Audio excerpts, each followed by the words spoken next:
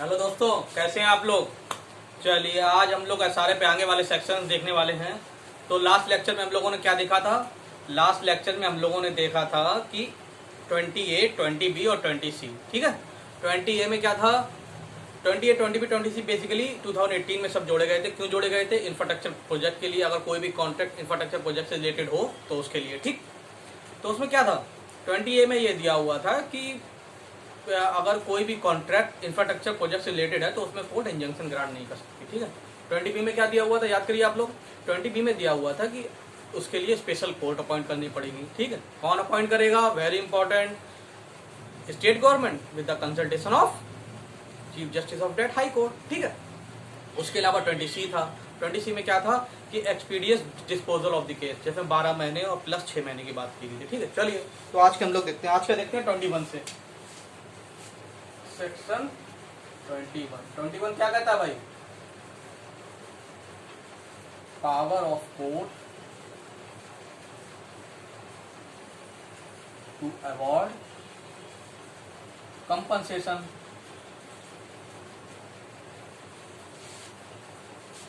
इन certain cases. क्या है भाई ये? भाई इसके कोर्ट के पास ये पावर है कि वो क्या कर सकती है, कंपनसेशन अवार्ड कर सकती है। किसमें? स्पेसिफिक परफॉर्मेंस ऑफ कॉन्ट्रैक्ट के केसेस में, है कि नहीं? तो चलो क्या है पावर इसमें, जो है 5 क्लाउज है। क्लाउज 1 ये बोलता है कि plaintiff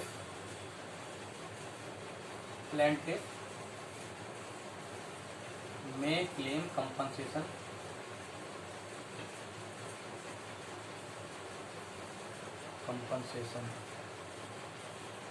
in addition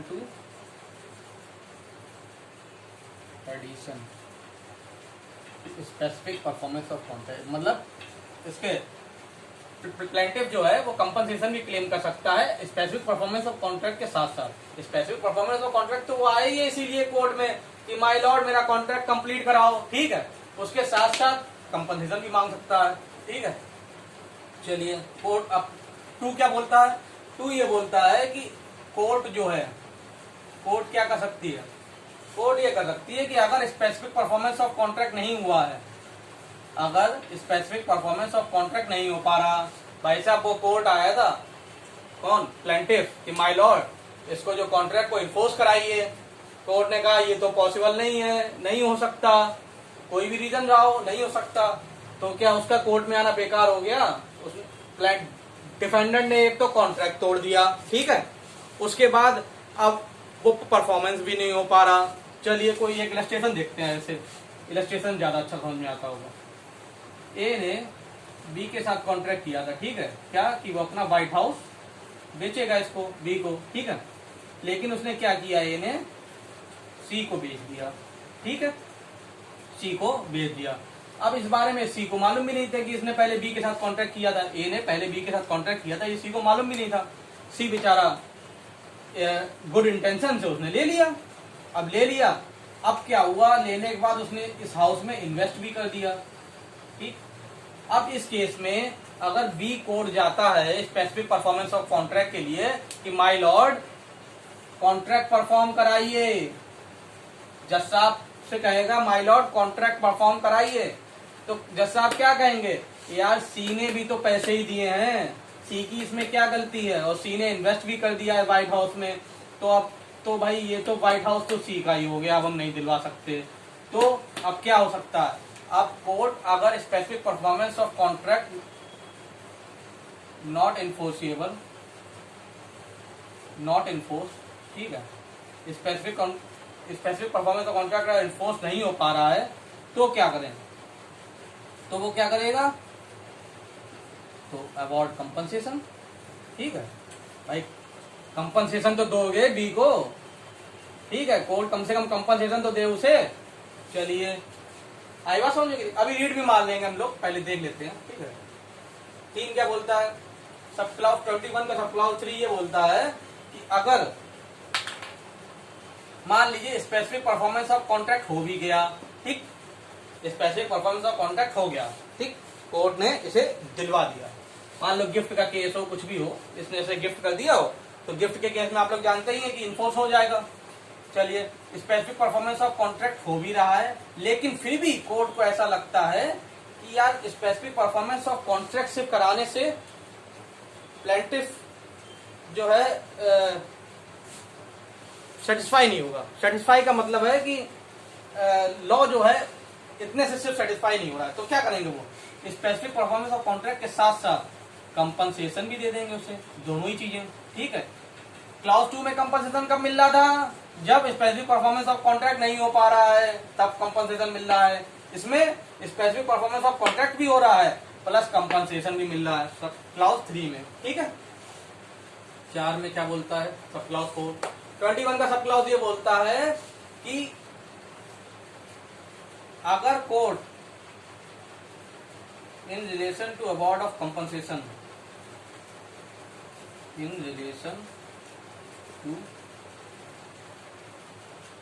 award of compensation,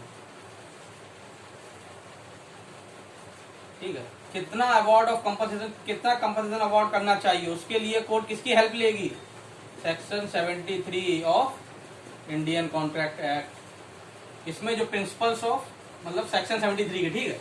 मैंने आपसे पहले या दूसरे लेक्चर में एक क्वेश्चन पूछा था, ठीक है, कि आप लोग कमेंट करके बताइएगा कि सेक्शन 73 का लीडिंग केस कौन सा है। कुछ लोगों ने कमेंट करके बताया भी मुझे, चलिए देखते हैं कौन सा है। केस का नाम है हार्डले वर्सेस बैक्सेंडेल। इसमें क्या हुआ था? इसमें गाइडलाइंस दी गई थी, लिख लीजिए, वेरी इंपॉर्टेंट है। यही गाइडलाइंस इसमें फॉलो होती हैं। 21 के क्लाउज 4 में ये हार्डले वर्सेस बैक्सेंडेल की गाइडलाइंस फॉलो होती हैं। ठीक है, सेक्शन 73 को जब उन्होंने कोर्ट ने जब इसमें गाइडलाइन दी थी, क्या गाइडलाइंस थी भाई? गाइडलाइन थी इन रिलेशन टू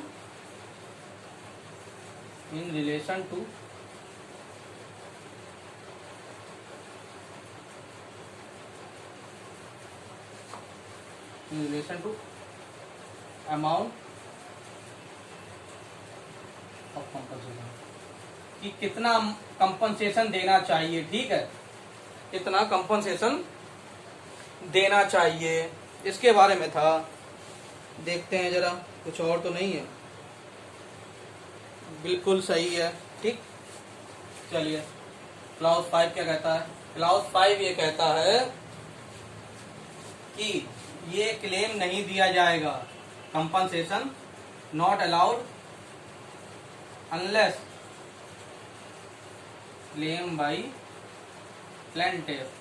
अगर प्लेंटिफ भी क्लेम नहीं कर रहा है तो जज आगे से भाई आगे क्यों दे देगा। लेकिन देखिए, चलिए पहले एक बार रीड मार लेते हैं, उसके बाद देखते हैं। ठीक है, चलिए कौन सा है भाई? Section 21। Section 21, power to award compensation in certain cases. Power of court, basically ये पावर ऑफ कोर्ट ही तो है। अब भाई कंपनसेशन अवार्ड करेगा कौन करेगा? तो मैंने कोर्ट लिख दिया, कोई बात नहीं। Power to award compensation in certain cases. चलिए, 1 क्या कहता है? In a suit for specific performance of a contract the plaintiff may also claim compensation for its breach. ठीक है, plaintiff may claim compensation for its breach in addition to such performance तो क्लेम कर ही रहा है, वो स्पेसिफिक परफॉर्मेंस ऑफ कॉन्ट्रैक्ट तो क्लेम कर ही रहा है, उसके साथ साथ कंपनसेशन क्लेम कर सकता है। पहला हो गया। दूसरा क्या कहता है? In any such suit the court decide that specific performance ought not to be granted. Specific performance grant नहीं हो पा रहा है, ठीक है, but that there is a contract between the parties which has been broken.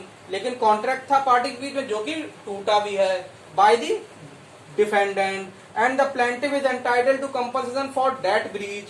अब जो breach हुआ है उसके लिए कंपनसेशन भी मिलना चाहिए उसे। It shall award such compensation accordingly.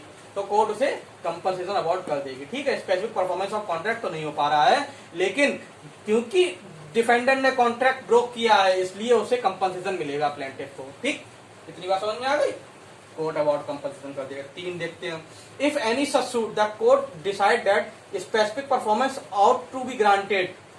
Specific performance भी ग्रांट हो रहा है, but that is not sufficient to satisfy the justice of the case, लेकिन वो सफिशियंट नहीं है किस चीज के लिए, जस्टिफाई द केस, ठीक है, justify the justice of the case, मतलब स्पेसिफिक परफॉर्मेंस ऑफ कॉन्ट्रैक्ट कराने के बावजूद भी न्याय नहीं हो पा रहा है, तो कोर्ट क्या करेगी, तो court it shall award him such compensation accordingly, नहीं, and that some compensation for breach of contract should also be made to the plaintiff, ठीक है, स्पेसिफिक परफॉर्मेंस ऑफ कॉन्ट्रैक्ट भी होगा प्लस कंपनसेशन भी उसे अवॉर्ड होगा। 3 हो गया। चलिए चौथा देखते हैं। In determining the amount of any compensation, ठीक है, चलिए amount of compensation in relation to award of compensation,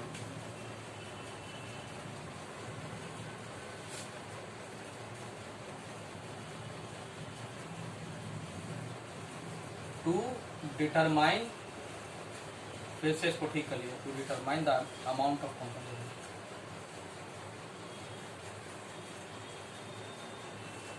amount of compensation, ठीक, क्या होगा, to determine the amount of compensation, कितना कंपनसेशन दिया जाए उसके लिए क्या होगा, ये सेक्शन 73 की हेल्प लेगा। सेक्शन 73 में क्या कहा गया है, सेक्शन 73 में कोर्ट ने एक केस में हार्डले वर्सेस बैक्सनडेल, कॉन्ट्रैक्ट का केस है, हार्डले वर्सेस बैक्सनडेल, इसमें कोर्ट ने गाइडलाइंस दी हैं कि किस हिसाब से compensation, amount of compensation determine किया जाएगा, ठीक है, समझ में आ जाना चाहिए आपको। 5, no compensation shall be granted, no compensation shall be awarded under this section unless the plaintiff has claimed such compensation in his claim, जब तक वही नहीं, प्लेंटिफ ही क्लेम नहीं कर रहा है कि माय लॉर्ड कंपनसेशन दो, तो कोर्ट कैसे दे देगी भाई, नहीं दे सकती। लेकिन कोर्ट क्या कर सकती है, अब मान लीजिए भाई प्लेंटिफ को तो नहीं पता, उसका वकील ही ऐसा है, मतलब उसका एडवोकेट ही ऐसा है जो तोताराम लॉ कॉलेज से पढ़ा हुआ है, ठीक है, अब वो तो उसने क्या है उसमें क्लेम ही नहीं किया, प्रेयर जो लिखी उसमें ऐसा कुछ लिखा ही नहीं उसने, ठीक है, कि कोर्ट उसे कंपनसेशन दे अलग से। फिर भी जज को अगर ऐसा लगता है, जज तो आपकी तरह होशियार है, ठीक है, उनको क्या लगता है, उनको लगता है कि भाई प्लेंटिफ का नुकसान हो जाएगा, फालतू वकील तो ये ऐसे ही है, इसके चक्कर में प्लेंटिफ को नुकसान हो जाएगा, तो क्या करो, इसको इससे कह दो कि अपनी जो प्लेंट है उसको चेंज कर दो, उसमें प्रेयर ऐड कर दो, ठीक है, प्रेयर में और चीज डाल दो कि मैं तुम्हें कंपनसेशन दे पाऊँ। समझ में आ रही बात की नहीं, यही लिखा है, provided that where the plaintiff has not claimed any such compensation in the plaint, the court shall at any stage of the proceeding allow him to amend the plaint on such terms as may be just for including a claim for such compensation। चलिए ठीक है, 22 आया समझ में कि नहीं आया, अरे आ ही गया होगा भाई, है क्या, पहले में क्या है कि प्लेंटिफ कंपनसेशन मांग सकता है in addition to specific performance of contract, दूसरे में क्या है, कोर्ट जो है अगर स्पेसिफिक परफॉर्मेंस ऑफ कॉन्ट्रैक्ट नहीं हो पा रहा है तो कंपनसेशन उसे दे देगी, किसको, प्लेंटिफ को। 3 में अगर स्पेसिफिक परफॉर्मेंस ऑफ कॉन्ट्रैक्ट होने के बावजूद भी कोर्ट को ऐसा लग रहा है कि इसने से सेटिस्फाई नहीं हो सकता, ठीक है, ये मतलब जस्टिस नहीं हो पा रहा है, फिर भी स्पेसिफिक परफॉर्मेंस ऑफ कॉन्ट्रैक्ट के साथ साथ कंपनसेशन भी ऐड कर देगा। इसमें कोई ताज्जुब वाली बात थोड़े है, अरे स्पेसिफिक परफॉर्मेंस ऑफ कॉन्ट्रैक्ट, अरे अगर कॉन्ट्रैक्ट बीच ना करता तो भी तो स्पेसिफिक परफॉर्मेंस ऑफ कॉन्ट्रैक्ट होता कि नहीं होता, फिर उसका कोर्ट आने से क्या फायदा हुआ, कोर्ट भी जाने की, बेचारा कोर्ट में आया, इतना खर्चा हुआ है, सब हुआ है, उसे कंपनसेशन भी तो दो अलग से, परफॉर्मेंस तो उसका हक हो गया है कि नहीं है। चलिए चौथा क्या बोलता है, to determine the amount of compensation, कितना अमाउंट ऑफ कंपनसेशन दिया जाएगा ये कैसे पता चलेगा, इसके लिए सेक्शन 73 में जाइए, इंडियन कॉन्ट्रैक्ट एक्ट सेक्शन 73 क्या कहता है कि हार्डले वर्सेस बैक्सनडेल की गाइडलाइन देगी है।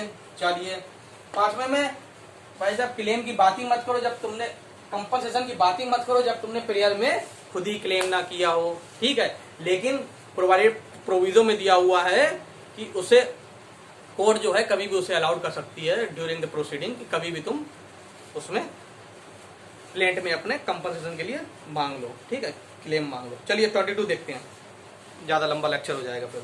पावर टू ग्रांट रिलीफ, समझ में तो आ रहा है ना आप लोगों के, अरे दोस्तों के साथ शेयर भी किया करिए भाई, औरों को भी दिखाइए, अच्छा ना लगे तो, अगर लेक्चर अच्छे ना लगे तो डिसलाइक किया करिए, कोई बात नहीं, सिर्फ देख के मत जाया करिए, या तो लाइक करिए या डिसलाइक करिए, ठीक है। और लाइक ही करिए, वही ज्यादा सही है मेरे लिए। चलिए, power to grant relief. Dislike को ज्यादा सीरियसली मत ले लेना, अभी तक एक भी डिसलाइक हुआ नहीं है, ठीक है। हाँ, power to grant relief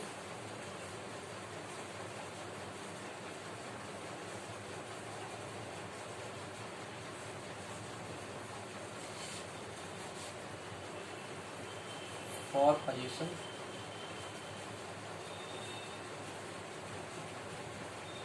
partition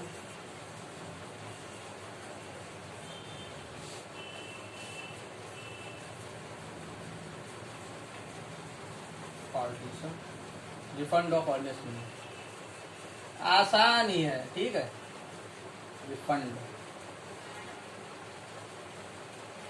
spelling का थोड़ा आप देख लीजिएगा, ठीक है।